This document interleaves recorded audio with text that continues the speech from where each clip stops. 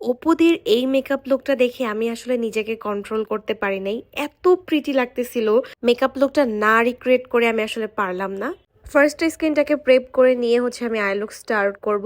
এখানে শিগ্লামের কনসিলারটা ইউজ করেছি। এটার কভারেজ খুবই ভালো। যারা রিজনেবল প্রাইসের মধ্যে একটা ভালো কনসিলার চাও, শিগ্লাম নিতে পারো। আই লুকের জন্য মরফি জেম চার্লস প্যালেট থেকে একটা ট্রানজিশন কালার ইউজ করছি। এটা এমন একটা প্যালেট যেখানে তোমরা অনেক অনেক সুন্দর কালার পেয়ে যাবা।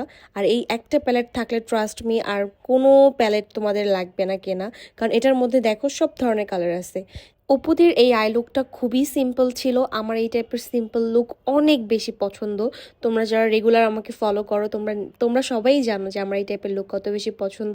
এরপর আমি একটু ডার্ক ব্রাউন কালার নিয়ে আউটার কর্নারটাতে একটু করে ব্লেন্ড করে দিচ্ছি। খুব সুন্দর করে ব্লেন্ড করতে হবে যেন কোনো হার্শ লাইন না থাকে, এই জন্য টাইম নিয়ে ব্লেন্ড করতে হবে।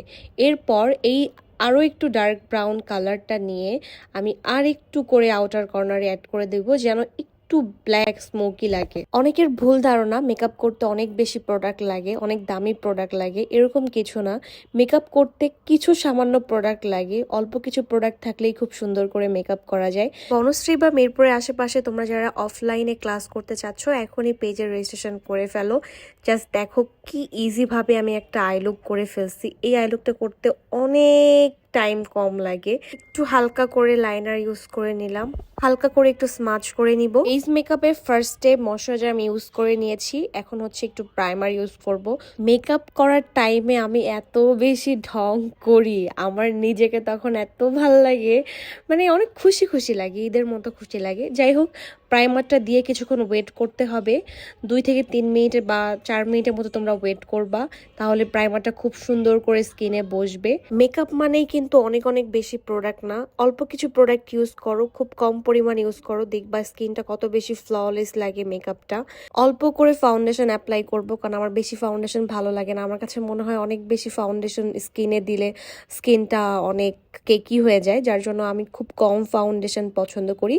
আর লাইট ওয়েট ফাউন্ডেশনগুলো আমার বেশি পছন্দ। হালকা করে একটু ব্লাশ দিয়ে নিব। তোমরা যারা লিকুইড ব্লাশ পছন্দ করো, এরকম কম্প্যাক্ট পাউডার বা লুজ পাউডার দিয়ে সেট করার আগে অবশ্যই ব্লাশ ইউজ করবা। আর যারা পাউডার ব্লাশ পছন্দ করো, সেটা পাউডার সেট করার পরে ব্লাশ অ্যাপ্লাই করবা। এই ভুলটা অনেকেই করে। যাই হোক, আমার মেকআপটা অলমোস্ট শেষ, আইল্যাশটাও পরে নিলাম। এখন লিপস্টিকের পালা। এখানে একটা ডার্ক লিপ লাইনার দিয়ে লিপসটা ড্র করে লিপস্টিক দিয়ে নিলাম। আর একটু গ্লস অ্যাপ্লাই করছি, কারণ অপুদির ওই লুকটাতে এক সুন্দর একটা গ্লস অ্যাপ্লাই করেছিল। এরপর ছোট্ট একটা টিপ দিয়ে নিলাম। তোমরা কিন্তু কমেন্টস করতে ভুলবে না কেমন হয়েছে আমার এই লুকটা। By the way, thanks for watching.